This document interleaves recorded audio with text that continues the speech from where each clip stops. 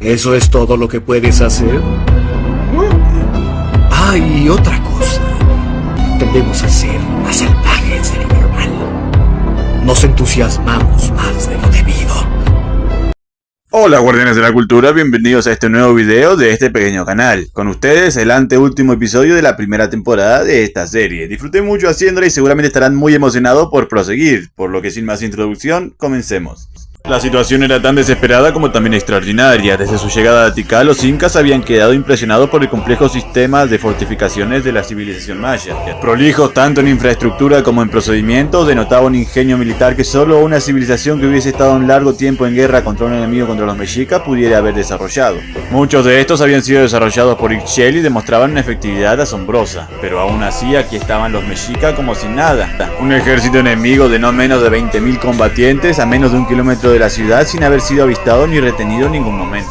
Y lo más extraordinario es que estos habían elegido el mejor momento posible, cuando la ciudad tenía muy pocas defensas y estaba totalmente desprevenida. Ya estaban a punto de ingresar a la ciudad para desatar una masacre y solo un hombre se interponía entre ellos y la misma. Horas atrás, en el lugar de la fiesta, Ixchel, ya medio bebida, se sentía bien, cómoda y relajada por primera vez en mucho tiempo. Corinti, quien había sido su acompañante durante toda la jornada, acompañaba en sentimiento, ya que por primera vez desde la muerte de su sobrino se sentía alegre y relajado. Poco después de que la pareja conyugal se retirara, la Holcan también se levantó para dirigirse a sus aposentos y el Hatun Hapu se ofreció a acompañarla. Esta, ya bastante cómoda con la presencia del Inca, aceptó y les permitió a sus guardias quedarse en el lugar de la fiesta para continuar con la celebración. Algo que aceptaron encantados, ya que el Inca Calpa Capac se había vuelto el alma de la fiesta y todos los guerreros mayas hacían fila para beber con él. Por su parte, los principales comandantes de la ciudad ya se habían retirado a sus hogares para descansar antes de las coordinaciones militares que se llevarían a cabo el día siguiente. En camino al palacio de Ixchel y acogidos en la soledad de las calles, ambos líderes continuaron con su conversación, esta vez en un tono más personal. Pronto supieron lo similar de sus historias, sintiéndose presionados desde temprano por expectativas de sus padres. En su juventud tendrían un amor que les sería arrebatado en una guerra antes de llegar a formar una familia, y desde ahí preferirían quedarse solos. Y ahora silencian sus penas con las responsabilidades que tomaron cada uno para con sus naciones. ¿Quién iba a pensar que por este insano camino acabarían encontrando a alguien que les comprendiera? Pronto llegaron al palacio de la Holcan, ambos sin querer despedirse, pues ya se sentían cómodos el uno con el otro. Tras un prolongado intercambio de silenciosas miradas, Ixchel se dio media vuelta y empezó a caminar hacia el portal de su hogar, pero fue detenida siendo agarrada del brazo por Corinti. La mujer volteó a verlo sin poder evitar sonrojarse al pensar que se trataba de un avance por parte del Inca, pero pronto se dio cuenta que no era así. Al notar la seriedad en el rostro del Inca mientras miraba fijamente hacia su hogar, supo que algo no estaba bien, y cuando volteó de nuevo lo supo. Escondido entre las sombras con el cuerpo y el rostro enmascarado a la manera combativa maya, se encontraba esperándola a Arumaikal. De él desprendía un aura escalofriante. Y junto a él, una joven atada de pies y manos y con los ojos vendados. Corinti permaneció en silencio, estudiando detenidamente la escena y lo que podría llegar a significar. Pero Ixchel estaba más molesta que otra cosa. Rápidamente increpó a Arumaikal sobre el exceso insano que estaban llevando sus fetiches, y por la gran falta de responsabilidad de estar aquí en lugar de estar cuidando de sus deberes de vigilancia. Ante esto, el gran guerrero maya no pudo hacer más que reír, mientras se disponía a aclararle a la Holcan lo equivocada que estaba. En sus propias palabras, él solo se encontraba ahí para reclamar un pago por un arduo trabajo que había realizado, y la joven atada al lado de él simplemente era una carga más que le habían impuesto y debía mantenerla vigilada porque a cada rato intentaba escapar. Ixchel, más confundida que nunca, siguió preguntando de qué trabajo estaba hablando y de qué pago. Arumaikal, sin pudor a esconder nada, le afirmó que el pago al que se refería era ella misma, y que el trabajo que le habían asignado constaba de varias tareas, de las cuales la última había sido exterminar a todos los comandantes de la ciudad. Y por si tenía más dudas, Arumaikal afirmó que una imagen mostraría más que 1000 palabras. De hecho, esto sacó un extraño silbato y lo sonó. Ixchel no alcanzó a salir del shock cuando este pitido se replicó en todas partes y guerreros maya empezaron a brotar desde cada rincón. Eran las temidas tropas de Etzna, formidables guerrilleros a las órdenes de Arumaikal. Estos rápidamente rodearon a la pareja y no eran los únicos. En el lugar de la fiesta también se habían presentado varios para capturar a los guerreros incas. Y eso era solamente en la ciudad. Lo que tanto Ixchel como Corinti ignoraban era que el alboroto también había sido escuchado fuera de esta. Y era precisamente la señal para que el ejército mexica, oculto en una selva cercana, empezaran a avanzar hacia la misma. Por si algunos no entendieron la treta, ahora mismo paso a explicarla. Este golpe venía siendo planeado desde hacía tiempo por las autoridades mexicas, órdenes del Tlatoani, y por el grupo disidente maya, órdenes de Arumaikal. El plan constaba de 5 pasos, del cual el primero fue establecer una ruta directa de comunicaciones y espionaje entre Arumaikal y Tlacahualpatzi, permitiéndole al Tlatoani enterarse del inconveniente acercamiento que se estaba dando entre sus enemigos. Un segundo paso consistió en que los mayas disidentes mapearían en códices para los mexicas los caminos más convenientes para avanzar desde la frontera hasta Tikal, que en este caso sería una senda interserrana que iniciaba en camino al Cuyú. Por la misma, los mayas disidentes también les habilitarían puntos en donde pudieran reabastecerse de forma segura. En tercer lugar, consistía en esperar a que la guardia fronteriza fuera tomada por la ciudad de Etna, a sabiendas de que los ejércitos de las ciudades mayenses se turnaban para hacer guardia en la frontera. Este sería el momento en que los mexicas podrían avanzar cómodamente con la complicidad de sus aliados. Además, sería en este momento que Arumaikal podría hacer un farol y pedir a la Holcán que envíe tropas de refuerzo de Tikal a cierto punto de roño de la frontera, argumentando que este había visto movimientos enemigos. Por supuesto que esto era una mentira para dejar a la ciudad aún más debilitada. Ahora el paso 4 en el que se encontraban consistía en que los mexicas avanzarían directamente contra Tikal mientras sus aliados mayenses la tomarían desde adentro. En este punto era imperativo la ejecución de los comandantes militares de Tikal y la captura con vida de la Holcán Ixchel y el Hatun Hapu Corellín. En esto hacía énfasis la operación Cabeza de Serpiente. Y finalmente, como quinto paso, las propias rutas de reabastecimiento y comunicación que usaba Tikal para conectarse con las demás ciudades de Estado Maya serían usadas para lanzar una conquista desde esta hacia las propias. Y finalmente, ya consumada la conquista del reino maya, Arumaikal ascendería como aliado del Mexicayotl bajo las siguientes cláusulas. En esta se explicaba el futuro de la península como una nueva provincia del Mexicayotl, exceptuando a Etna, que por su servicio se incorporaría pero como ciudad autónoma. Esto la dejaba exenta del pago de tributos y la subordinación cívico-militar a la cual estarían sujetas las demás, aunque claro, oficiaría como una policía a órdenes de los mexicas. Además, la anexión sentaba las bases para continuar la expansión del Mexicayotl hacia el sur. Volviendo a la historia, en el lugar de la boda, el ambiente festivo rápidamente se había tornado caótico. Esto cuando la borrachera se vio interrumpida en seco por un grupo de guerreros mayas que se aprestaron en el lugar con armas en mano y rodearon a todos los festejantes, ordenando a todo el mundo que se tirara al suelo y empezando a llevarlos a los empujones para atarlos. En esto algunos mayas intentaron oponerse, pero fueron rápidamente ultimados, lo que desató el pánico entre el grueso de los presentes. Algunos mayas intentaron sin éxito escapar, mientras los incas se pusieron en una posición defensiva, aunque sin sus armas estaban completamente expuestos. Aunque en este momento el jaleo se interrumpió de golpe por la acción de un solo hombre. Mientras todos estaban en los gritos y a los empujones, este hombre simplemente se puso de rodillas y empezó a derramar su bebida en el suelo. Esto mientras recitaba un mantra que solamente sus interlocutores podían entender y sabían lo que significaba. Machupa Tukul Chachakpas, Kanapaka Wainarakmi Salkirami Tarkan. Ante esto, uno de los guerreros mayas, tomándolo como un gesto de rendición, se acercó a él para empezar a atarlo, a lo que Kalpa Kappa respondió poniéndose de pie, mostrando su intimidante figura. Tanto en Yucatán como en el Tahuantinsuyo, la estatura masculina promedio era de 1,60 m, pero había ciertas excepciones. Por ejemplo, la élite cusqueña, principalmente la panaca real, solía ser mucho mayor en estatura debido a la impresionante ingesta proteínica que consumía. El guerrero maya apenas tuvo tiempo de reaccionar cuando fue recibido por un potente golpe que le destrozó el cráneo. Para entender por qué esto sorprendió tanto a los mayas, deben saber que los golpes a la cara en realidad son algo de nuestro tiempo y de hecho no son algo inteligente de hacer, ya que los huesos del cráneo son extremadamente duros y es mucho más probable que se fracture la mano antes de que se fracture el cráneo. Y aún así, este hombre había impactado su puño con la bastante fuerza como para hacer reventar el cráneo y no parecía haber recibido daño. Pero salieron rápidamente del shock al ver que el hombre no tenía las manos desnudas, sino que estaba empuñando nudilleras. Manoplas de bronce poco conocidas, pero que en realidad eran un arma exageradamente común en el Tahuantinsuyo. Lo cierto es que el joven Kalpa Capac nunca desarrolló ningún talento con las armas, lo que lo mantenía siempre a la sombra de su hermano mayor, Hanagmaki.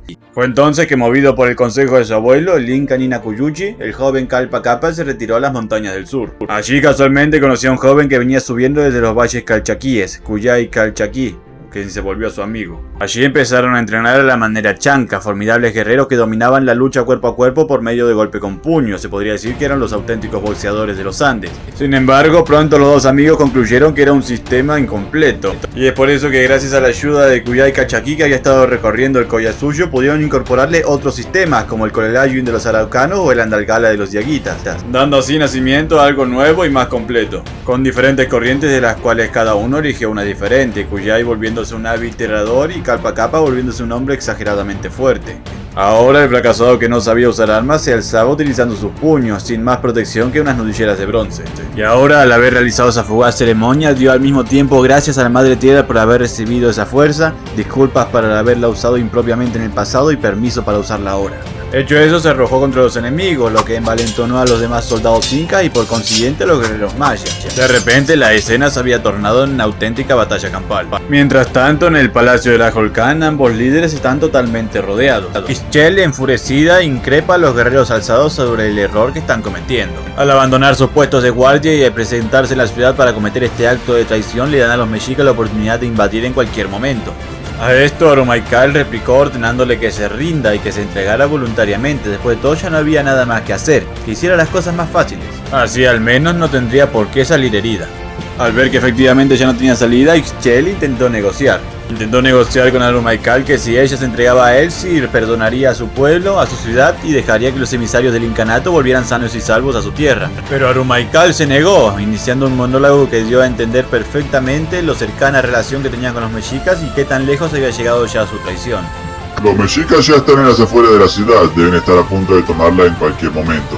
Esta será desalojada y rehabitada por ellos. Sus pobladores no serán castigados siempre y cuando no se resistan. En cuanto a tus emisarios, bueno, estos irán de uno en uno a Tenochtitlán para entretener al Tlatoani un rato en el Templo Mayor. Tú y yo hemos sido invitados a la ceremonia como los invitados de honor. Sin embargo, temo decirte que tu sobrino tendrá que acompañarlo. Después de todo, una mujer debe acompañar en destino a su marido. Corinti no entendió muy bien aquella última frase, pero notó de pronto lo horrorizada que se veía Ixchel. La Holkán ya hace años había prohibido los sacrificios humanos en la península debido a las contables pérdidas que estaban teniendo a causa de la guerra. Pero en el Mexicayotl la práctica no solo seguía siendo frecuente, sino que ahora era incluso festiva, sumiéndose esta en un ambiente festivo y opulento cada vez que se sacrificaba a una persona de gran importancia. De hecho, los líderes enemigos primero se les hacía desfilar en una marcha de la vergüenza por las calles de la ciudad desnudos y descalzos antes de ser finalmente ultimados en las escalinatas del templo. Y este era el destino que le había guardado al padre y esposo de Ixchel, y que eso haya pasado le atormentaba constantemente. Corinti entendió la situación y lo desesperado de esta, pero de una forma completamente anticlimática se quedó firme, mirando a un punto fijo arriba. Arumaikal ya estaba harto del comportamiento de este hombre, desde que lo conoció que lo trataba con indiferencia, como si él no importara nada. Por eso ordenó a sus hombres rápidamente que lo aprendieran, mientras los otros iniciaban el saqueo de los templos. A esto el Inca simplemente respondió levantando la mano, a lo que el Arumaikal al fin sonrió pensando que se trataba de un gesto de rendición, nada más lejos de la realidad. De pronto algo voló sobre su cabeza directamente hacia Corinti para ser atrapado por su mano levantada. Se trataba de su Kunkachukuna-champi.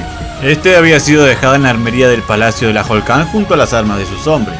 Arumaikal volteó a ver hacia arriba y se encontró con un corpulento hombre cayendo hacia él en caída libre, apenas teniendo tiempo de esquivarlo. Kalpa Kapak impactó el suelo, pero a pesar de haber fallado su ataque inicial, lanzó un grito de guerra y múltiples guerreros, tanto incas como mayas, salieron desde el portal del palacio y desde las ventanas atacando rápidamente a los mayas disidentes. Arumaikal había cometido su primer error al enviar a tan pocos guerreros al lugar de la fiesta a someter a los incas. No contaba con que Ixchel dejaría su guardia personal ahí. A pesar de estar desarmados, los aliados pudieron usar su superioridad numérica para imponerse. Luego de eso se dirigieron al lugar del palacio para reabastecerse en armas y casualmente encontraron a sus líderes en el lugar siendo aprisionados. La intervención fue rápida y contundente, desatándose una batalla campal entre ambas fuerzas. Corinti y Ixchel rápidamente tomaron partido, el uno dirigiendo a los guerreros y la otra empezando a conducir a los civiles hacia el lugar seguro. La pelea empezó a desarrollarse de forma pareja sin que hubiera un bando dominante. Sin embargo, esto cambió con el paso de los minutos. Entre los civiles, muchos hombres, por puro patriotismo, se unieron a la lucha usando sus herramientas de labranza, sus armas de caza o simplemente palos y piedras que encontraban por ahí. Esta intervención inclinó la lucha a favor de los defensores, quienes empezaron a presionar a los atacantes, logrando abrir un boquete entre ellos que le permitió a Ixchel establecer un corredor seguro para guiar a los civiles hacia los lugares seguros, en el palacio y en el templo principal. Sin embargo, Arumaikal se estaba impacientando. Para colmo, se suponía que los mexicas ingresarían a la ciudad con el amanecer, pero el sol ya estaba arriba y estos todavía no aparecían. Con esta mediocre tardanza por parte de sus aliados, Arumaikal decidió que debía tomar la ciudad él mismo. Analizando la situación, descubrió que era el Hatun Hapu Corinti que se había echado a la batalla al hombro, y era mediante la dirección de este que los guerreros enemigos estaban logrando presionar a los suyos. Fue entonces que optó por la estrategia más confiable de la historia para ganar un combate: deshacerse del cabecilla enemigo. Si lo hacía, la resistencia no tardaría en dispersarse, por lo que haciendo uso de su gran velocidad y agilidad logró moverse en el campo de batalla. Ya estaba acostumbrado a enfrentarse a varios enemigos a la vez y rápidamente empezó a causar estragos entre las filas incas y mayas. Ni las armas incaicas ni la ferocidad mayense parecían ser rivales para la enorme destreza de Arumaikal. Muy pronto llegó a estar justo detrás de Corinti y se lanzó ferozmente contra él para abatirlo al primer golpe. Ya era momento de que la sangre de este intruso corra por el suelo, pero su ataque fue detenido impactando con algo mucho más duro. Su ataque había sido detenido por Kalpa Kappa, quien se atravesó recibiendo el garrote con su casco para proteger a su tío. Arumaikal ya estaba más que harto de este hombre y de sus constantes intervenciones, por lo que esta era una buena oportunidad para matarlo, pero subestimó la envergadura del Inca, quien rápidamente ya lo había tomado del cuello. Acto seguido lo levantó en el aire y empezó a estrangularlo, situación que el guerrero maya no había anticipado. Por puro acto reflejo dejó caer su garrote y trató de zafarse del agarre con sus propias manos, pero era inútil. También intentó patear el cuerpo y rostro de Kalpa Kappa, pero no hubo caso. A pesar de tener la patada más fuerte de toda Yucatán, era como intentar imponerse a la fuerza de una gran roca. Al no tener aire suficiente ni para pensar y sintiendo cómo su cervical se destrozaba bajo los dedos poderosos de Kalpa Kappa, al guerrero maya se le empezó a escapar la vida de a poco. De pronto vio su vida entera pasar frente a sus ojos, una larga compilación de mujeres, guerra, excesos y rivalidades, pero cuando llegó a su infancia recordó algo que tenía hace mucho tiempo encapsulado en lo más profundo de su alma.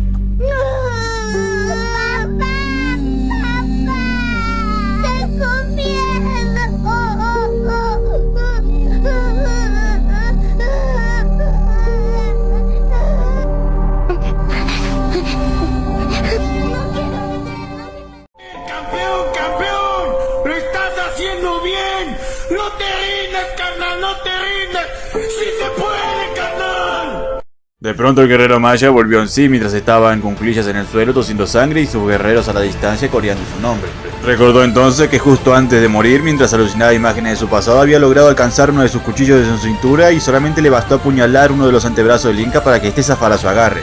Arumaikal, aún mareado y aturdido, intentó incorporarse para continuar el combate, pero de pronto fue recibido por una punta metálica que se acercaba rápidamente hacia su rostro. Se sintió muy agradecido de haber tenido aquel encuentro con Yaotl, ya que esta arma era idéntica a la que había usado aquel para atacarlo. Y de no haber sido por aquella práctica, no habría logrado esquivar el ataque que Coreyinti blandía hacia él. Arumaikal vio a su alrededor, se dio cuenta que estaba siendo totalmente derrotado, pero aún así no estaba dispuesto a dar ni un solo paso atrás, y aún mientras sus hombres estaban siendo masacrados, él se abalanzó y se enfrentó a sus dos enemigos al mismo tiempo. Mientras tanto, Ischel llegó a vislumbrar entre los evacuados a su sobrina y a su nieto, quien corría apresuradamente hacia ella mientras jadeaba. Al ver que su esposo no estaba con ella, le atribuyó a que éste se había unido al combate y trató de guiarla adentro, pero esta la detuvo. A pesar de estar ya desfalleciente, justo antes de desmayarse por el agotamiento, llegó a dar una escalofriante información. Los mexicas están entrando a la ciudad. Ischel quedó atónica al entender por fin el plan de Arumaikal. No trataba de tomar el poder para entregárselo a los mexicas. Los mexicas ya estaban adentro para tomar el poder por ellos mismos. Los mayas rebeldes no eran más que las ataduras para mantener quieto al jabalí. La estocada mortal la daba otro. Aproximadamente una hora antes, en la entrada este de la ciudad, se daba un espectáculo interesante. Unos guerreros mexicas conducen a uno de sus compañeros heridos a tras filas, ocultándolo del fuego enemigo. Este había sido impactado en el rostro por una flecha. Yaotl estuvo la situación. Al acercarse a las proximidades de la ciudad, habían sido recibidos por una lluvia potente de flechas, la cual había dejado a uno de sus hombres muertos y a otros tantos heridos. Arumaikal le había asegurado que los muros no tendrían defensas, pero evidentemente esto no era verdad. Resulta que en el momento que vislumbró al ejército enemigo acercarse, Kuyai ordenó a su mujer tomar a su hijo y correr rápidamente a ver a las volcán. Yabil intentó negarse mientras el niño lloraba, pero luego de que Kuyai lo tranquilizara dándole su juguete, le ordenó firmemente a su mujer que fuera a dar el aviso a la ciudad y mientras él ganaba todo el tiempo que pudiera. Esta, horrorizada por el terrible plan, intentó replicar, pero fue silenciada por un beso por parte de su marido, el cual volvió a ordenarle que se fuera. Fue entonces que la joven recapacitó y partió rápidamente, apenas llegando a darse cuenta que su hombre se había comunicado con ella en su propia lengua por primera vez. Los mexicas ya estaban a escasos cientos de metros, pero Yaotl justo antes de iniciar el ataque fue interrumpido por el líder de los tlaxcaltecas. Este necesitó quedarse atrás, recordándole que el botín de saqueo correspondía a los tlaxcaltecas, y empezó a avanzar con su gente. Yaotl de mala gana permitió esto, y para su fortuna los tlaxcaltecas ni bien se acercaron a la ciudad fueron recibidos por una contundente lluvia de flechas, y para aún más alegría suya, cayó muerto el líder de estos en flechas en la cabeza. En cuanto despidió a su esposa, Kuyai actuó rápido, enviando una paloma mensajera con un pequeño informe hacia Cosiguinayacta. Hecho esto, se armó de sus armas y herramientas que había estado escondiendo enterradas en el patio de la choza. Una honda, un hacha, unas boleadoras y un arco con un carcaj de 50 flechas. Ya les había hablado antes de que existieron dos civilizaciones que sorprendieron de sobremanera a los españoles por su uso del arco y la flecha, y uno de estos había sido los mexicas con su extraordinaria precisión de tiro. Pero la otra civilización fueron justamente los yaguitas con una cadencia de tiro sin igual. Literalmente lanzaban tan agresiva lluvia de proyectiles que a menudo los castellanos pensaban que se estaban enfrentando a un número de enemigos mucho mayor al que realmente era. Yaotl, al ver a su estorbo muerto, ocultó su alegría tras una cara seria y envió a los tlaxcaltecas a cumplir la última orden de su señor, atacando con todas las defensas enemigas. Los tlaxcaltecas, envalentonados por la muerte de su jefe, empezaron a avanzar con todo lo que tenían, pero rápidamente empezaron a ser abatidos por la lluvia de flechas de Calchaquí. Este, fiel a la técnica de su pueblo, corría en 4 patas agazapado de posición en posición, disparando de pequeñas ráfagas de flechas antes de pasar a la siguiente. A medida que se fue quedando sin flechas, empezó a lanzar piedras con la onda, y a cualquiera que lograra escalar el muro era rápidamente masijado de un hachazo en la cabeza o en los brazos.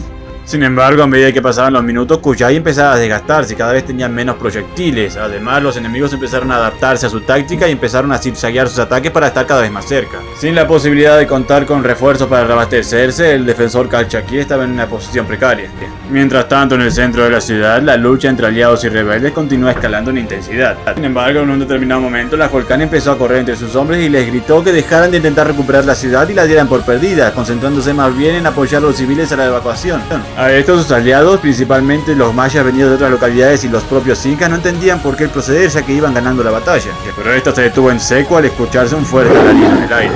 Mezcla de hombre, mezcla de animal. Algunos se asustaron pensando que se trataba del propio Kukulcán, que había despertado furioso al enterarse que habían invadido su ciudad. Pero ambos líderes, Coriinti y Chel, sabían bien que nada estaba más lejos de la realidad. Coriinti fue el primero en hacer contacto con él, aquel hombre que había asesinado a su sobrino. Este, por su parte, al ver que había guerreros incas entre los mayas, se emocionó tanto que ordenó rápidamente a sus hombres desatar una masacre a su paso, pero traerle con vida al hombre de brillantes vestimentas. Los mexicas cumplieron la orden y rápidamente aniquilaron cualquier rastro de resistencia. Gabil observó esto desde la entrada del templo y supo con horror lo que significaba. Era su esposo el que se había interpuesto entre la fuerza enemiga y su ciudad, y si los enemigos ya estaban aquí, solo significaba una cosa, que este había muerto a mano de ellos. Y es que a pesar de no tener corroboración visual, en la entrada este de la ciudad yace de rodillas un hombre, Kuyai Calchaquí, completamente inmóvil, con el abdomen completamente ensangrentado y alrededor de él todas sus armas rotas. Y bueno amigos, este fue el anteúltimo episodio de esta serie que me gustó tanto hacer. Espero que les haya gustado. Si es así, denle me gusta, compártanlo para que puedan entretener a más personas y comenten qué les pareció. También, obviamente, suscríbanse para estar pendientes de más contenido así. Recuerden, aquel que no sepa de dónde viene, poca idea tendrá de a dónde pretende llegar. Cuídense mucho.